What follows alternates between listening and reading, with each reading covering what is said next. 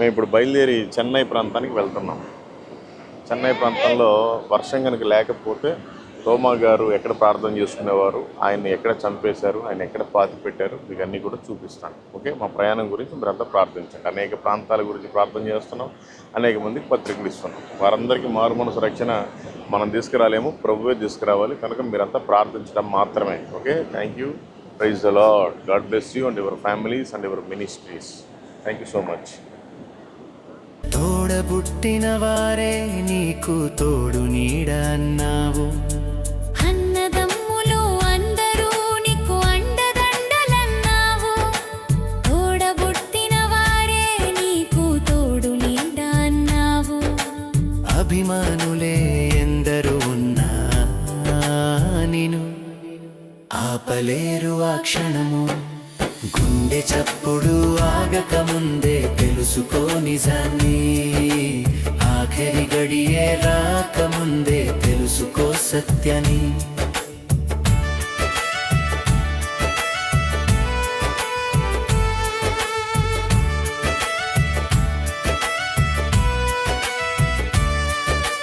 కట్టుకున్న వారితో నీవు కలిసి విడువనన్నావు. నీవు కన్నవారే నీకు కంటి పాపలన్నావు.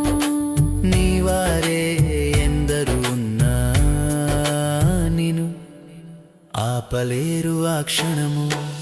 గుండె చప్పుడు ఆగక ముందే తెలుసుకో నిజాన్ని, ఆఖరి గడియే రాకముందే తెలుసుకో సత్యాన్ని. ఆత్మవైన నీవు విడవాలి మట్టి దేహమును, ఆత్మయైన దేవుడు చేశాడు నీకు ఆ పరమును. చేరాలి నీవు ఆ లోకము, ప్రభు యేసే దానికి మార్గము.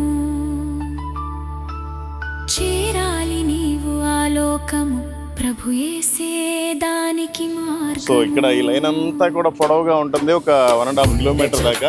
ఇటు కూడా ఒక 1.5 కిలోమీటర్ ఉంది. టోటల్గా ఒక 3 to 4 కిలోమీటర్స్ వరకు మంచి అద్భుతమైన బీచ్. రాకముందే తెలుసుకో సత్యాన్ని, ఆఖరి క్షణమొకటి నీ బ్రతుకులో ఆగును.